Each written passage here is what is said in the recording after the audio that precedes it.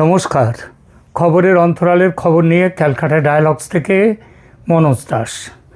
ভারত বাংলাদেশের বাতাসে বারুদের গন্ধ পাওয়া যাচ্ছে বেশ কিছুদিন ধরে। যত দিন যাচ্ছে ততই তীব্র থেকে তীব্রতর হচ্ছে এই গন্ধ। ভারত নিজেকে সংবরণ করার চেষ্টা করেছে ও করছে অনেক। শেষমেশ অপেক্ষা করছিল যদি একটি গণতন্ত্র সম্মত সত্যিকারের ফ্রি, ফেয়ার অ্যান্ড ইনক্লুসিভ নির্বাচনের মাধ্যমে অবস্থার উন্নতি ঘটে। সেই আশাও প্রায় শেষ। গতকাল ইউনূস সরকারের পক্ষ থেকে বলে দেয়া হয়েছে যে আওয়ামী লীগ নির্বাচনে নিষিদ্ধ থাকবে। এর মধ্যে সবথেকে ভয়ঙ্কর যে ব্যাপারটা সেটা হচ্ছে অসভ্যদের থেকেও অসভ্যভাবে নৃশংসতম পথে হিন্দু হত্যা শুরু হয়েছে। গ্রামের পর গ্রামে হিন্দু বৌদ্ধদের বসতি পুড়িয়ে দেয়া হচ্ছে। সংখ্যালঘুদের খুন ধর্ষণ চলছে বিপুল সংখ্যায়। আর পুলিশ প্রশাসন ইউনূসের তারা নিশ্চুপ। হিন্দু জনতা ভয়ে, প্রাণ ভয়ে ভারতে চলে আসতে চাইছে, তবে সীমানায় আটকে যাওয়ার ফলে আসতে পারছে না। ভারত যদি সীমানা উন্মুক্ত রাখত তবে দেশের 2 কোটি হিন্দুর বড় অংশ এতদিনে চলে আসতো ভারতে। এ যেন 1971-এর পূর্ব পাকিস্তান আবার ফিরে এসেছে। আর সেজন্যেই এমন একটা ভাবনা খুব শক্তভাবে দানা বাঁধছে ভারতীয় নেতৃত্বের মধ্যে যে 1971-এর পূর্ব পাকিস্তানে ভারত যেমন সেনা পাঠাতে বাধ্য হয়েছিল, প্রায় একই রকম পরিস্থিতি হওয়ার দরুন 2025-26-এও বাংলাদেশে সেনা পাঠাতে কি বাধ্য হবে ভারত? এই বিষয়টি নিয়ে এখনকার আলোচনা। প্রিয় দর্শক, 2025-26 সালের প্রেক্ষাপটে বাংলাদেশের সম্ভাব্য ভারতীয় হস্তক্ষেপের বিষয়টি একটি অত্যন্ত সংবেদনশীল এবং ভূ রাজনৈতিকভাবে গুরুত্বপূর্ণ বিষয়। কেবল আমাদের সীমান্তের নিরাপত্তা নয়, বরং দক্ষিণ এশিয়ার সামগ্রিক স্থিতিশীলতার সাথে এই বিষয়টি জড়িত। আমরা জানি ইতিহাস মাঝে মধ্যে নিজেকে পুনরাবৃত্তি করে। আজ 2025-26 সালের এই সন্ধিক্ষণে দাঁড়িয়ে আমরা বাংলাদেশের যে পরিস্থিতি প্রত্যক্ষ করছি আমাদের মনে করিয়ে দিচ্ছে ঠিক 50 বছর আগের সেই রক্তঝরা 1971 সালকে। 1971 সালে ভারত কেন পূর্ব পাকিস্তানে সেনা পাঠিয়েছিল? সেটি কোনো দখলদারি ছিল না। সেটি ছিল একটি চরম মানবিক বিপর্যয় ঠেকানোর চেষ্টা। যখন লক্ষ লক্ষ শরণার্থী ভারতের সীমান্তে আশ্রয় নিতে বাধ্য হয়েছিল এবং একটি পরিকল্পিত গণহত্যা আমাদের দোরগোড়ায় এসে হানা দিয়েছিল, তখন ভারতের সামনে কোনো বিকল্প পথ খোলা ছিল না। জাতীয় নিরাপত্তা এবং মানবতার স্বার্থে সেদিন ভারত বাধ্য হয়েছিল চূড়ান্ত সিদ্ধান্ত নিতে। পাকিস্তান ভারতের পশ্চিম সীমান্তে তারা আক্রমণ চালিয়েছিল এবং সেই আক্রমণটা ছিল ভারতের বারুদের স্তূপে কেবল আগুন সংযোগের ব্যাপারটুকু। আজকের প্রেক্ষাপট কেন উদ্বেগের? বর্তমানে 2025-26 সালের এই সময়ে আমরা বাংলাদেশে যে রাজনৈতিক অস্থিরতা, উগ্রপন্থার উত্থান এবং শাসনতান্ত্রিক সংকটের আশঙ্কা করছি, তা 1971-এর সেই পরিস্থিতির মতো এক অদ্ভুত পরিস্থিতি তৈরি করেছে। যদি কোনো রাষ্ট্র তার অভ্যন্তরীণ শৃঙ্খলা বজায় রাখতে ব্যর্থ হয় এবং তার ফলে প্রতিবেশী দেশের নিরাপত্তা বিঘ্নিত হয়, তবে কোনো রাষ্ট্রই হাত গুটিয়ে বসে থাকতে পারে না। যেমন আপনাদের মনে আছে, ইউক্রেন তারা ন্যাটোয় যোগ দিতে গিয়েছিল। রাশিয়া বুঝেছিল যে তার সিকিউরিটি প্রবলেম আসছে, তার জন্যে বাধ্য হয়েছে ইউক্রেনে ব্যবস্থা নিতে। ভারত কেন আবারও একই ধরনের পরিস্থিতির সম্মুখীন হতে পারে তার পেছনে কিছু সুনির্দিষ্ট কারণ রয়েছে। শরণার্থী সংকট প্রথমে।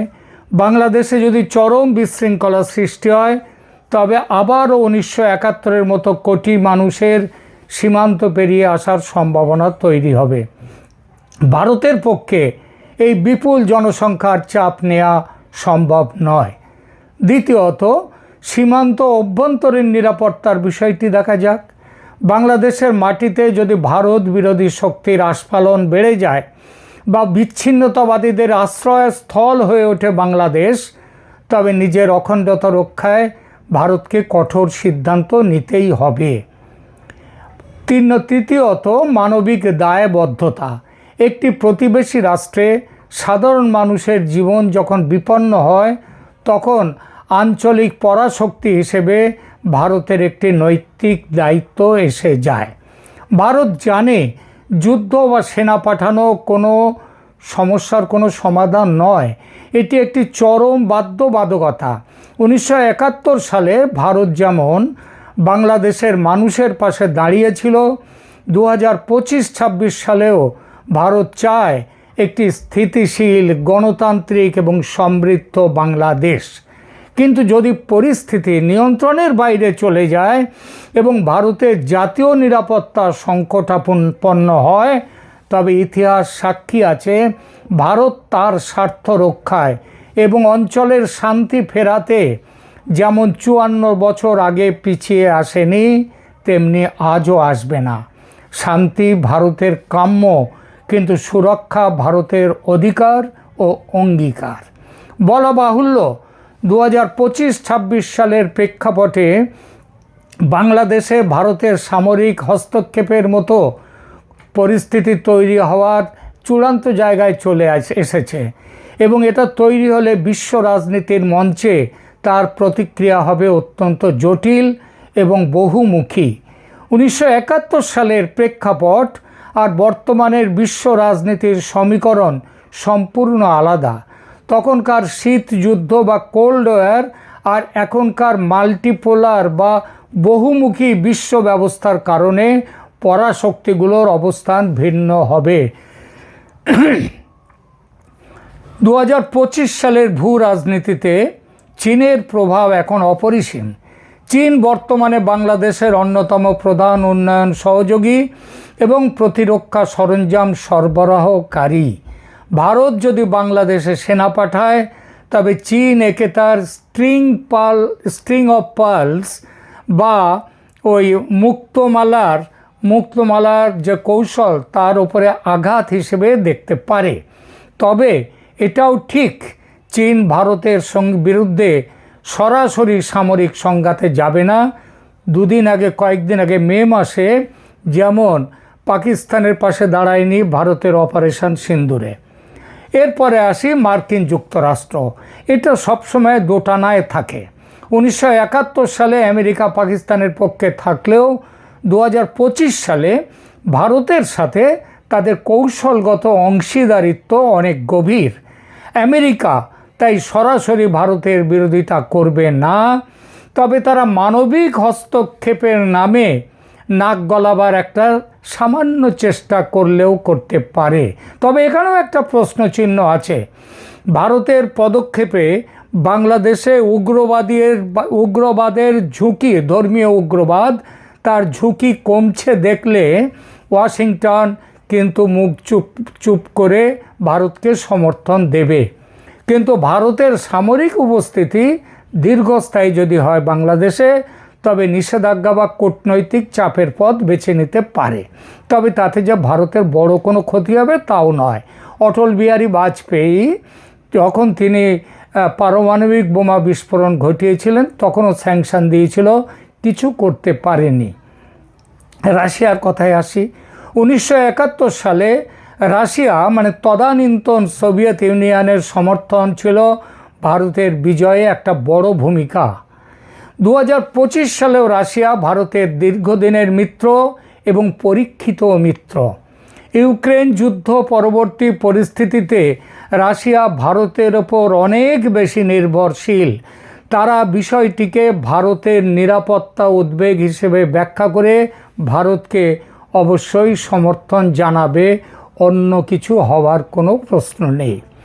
এবং শুধু তাই নয়, রাষ্ট্রসংঘে যদি ভারতের বিরুদ্ধে কোনো বড় প্রস্তাব নিয়ে আসে চীন অথবা আমেরিকা, তাহলে রাশিয়া সেটা ভেটো দিয়ে ভারতকে রক্ষা করবে। এরপর আসি মুসলিম বিশ্ব পাকিস্তানের কথা। দেখুন, পাকিস্তানের জন্যে এটা একটা সুযোগ এনে দিতে পারে। কিসের সুযোগ? তারা বিশ্বজুড়ে ভারতের বিরুদ্ধে আগ্রাসনের অভিযোগ তুলবে এবং ওআইসিতে ভারতের ওপর চাপ সৃষ্টির চেষ্টা করবে, তবে সফল হবে না এতকালও যেমন সফল হয়নি। কারণ মধ্যপ্রাচ্যের মুসলিম দেশগুলো, সৌদি আরব বা ইউএইর মতো দেশগুলো বর্তমানে ভারতের সাথে ঘনিষ্ঠ ব্যবসায়িক সম্পর্কে যুক্ত। তারা সরাসরি কোনো পক্ষে ভারতের বিরুদ্ধে না গিয়ে শান্তির আহ্বান জানাবে এবং মধ্যস্থতাকারীর ভূমিকা নিতে চাইতে পারে। জাতিসংঘ তো এখন হচ্ছে কি বলবো, বিষ ছাড়া ঢোঁড়া সাপ, বিষ ছাড়া সাপ মানে ঢোঁড়া সাপের মতো নরম ভাষায় একটা নিন্দা প্রস্তাব জানাবে, তার বেশি কিছু নয়। এই যে ইউক্রেনের ব্যাপারে রাশিয়ার বিরুদ্ধে এত প্রস্তাব করেছে, তার কোনো গতি হয়েছে? কিছু হয়নি। তাহলে বিষয়টা কি দাঁড়ালো? 2025-26 সালে ভারতের জন্য সেনা পাঠানোর সিদ্ধান্ত হবে। যদি বাংলাদেশে সেনা পাঠায় তাহলে মরণ কামড় দেওয়ার জন্যই সেটা করবে।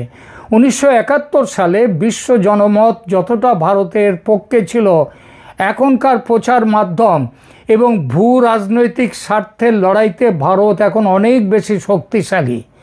সুতরাং তারা ভারতের বিরুদ্ধে যেতে গেলে অনেক ভাবতে হবে। ভারত চাইবে খুব দ্রুত অপারেশন শেষ করে একটা বন্ধুত্বপূর্ণ সরকার, বন্ধুভাবাপন্ন সরকার বাংলাদেশে প্রতিষ্ঠা করতে, যাতে বিশ্ব শক্তিগুলো ভারতের বিরুদ্ধে যাওয়ার সুযোগ না পায়। এই সম্ভাব্য পরিস্থিতির উপর ভিত্তি করে ভারত সরকারের বিদেশ মন্ত্রক এখন কিন্তু খুব গভীরভাবে চিন্তা ভাবনা করছে যে প্রতিবেশী রাষ্ট্রে উদ্ভূত চরম অস্থিতিশীল এবং যে অবস্থা তৈরি হয়েছে তা ভারতের জাতীয় নিরাপত্তা বিষয়ে অত্যন্ত উদ্বেগ সৃষ্টি করেছে। এবং কয়েক মাস ধরে বাংলাদেশের চলমান রাজনৈতিক অরাজকতা, শাসনতান্ত্রিক শূন্যতা এবং উগ্রপন্থী গোষ্ঠীগুলোর ক্রমবর্ধমান প্রভাব সাধারণ মানুষের জীবনকে যেমন সেখানে অতিষ্ঠ করেছে, তেমনি ভারতের পক্ষেও একটি বিপজ্জনক সিকিউরিটি প্রবলেম সৃষ্টি করেছে। এবং এই পরিস্থিতিতে ভারত মানবিক বিপর্যয় রুখতে, শরণার্থী সংকটের হাত থেকে নিজেদের দেশকে রক্ষা করতে এবং যে সিকিউরিটির দৃষ্টি দিয়ে, ভারতের নিরাপত্তার দৃষ্টি দিয়ে তারা একই বাংলাদেশে তারা সামরিক অভিযানের কিন্তু একটা চূড়ান্ত তৈরিতে আছে। আমরা তারেক রহমানকে ফিরিয়ে নিয়ে এসে ভারত শেষ চেষ্টা হিসেবে একটা চেষ্টা করছে যাতে transition to the Democratic values সেটা যাতে অনেকটা ভালো হয়।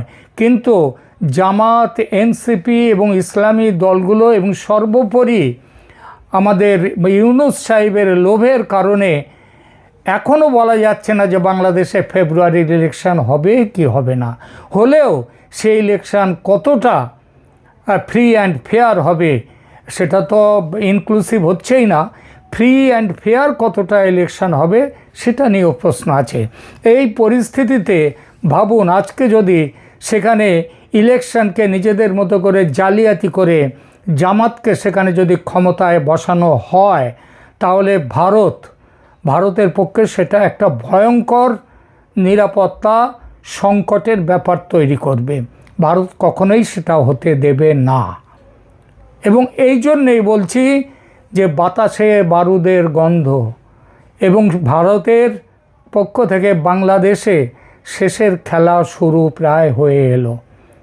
যদি না বড় কিছুভাবে সেখানকার যে সরকার, তাদের যদি মানসিকতার এখনও যদি পরিবর্তন না হয়, তাহলে কিন্তু সামনে একটা খুব খারাপ দিন আসছে বাংলাদেশের জন্য। এখনকার মতো এখানেই রাখছি। ভালো থাকবেন। ধন্যবাদ।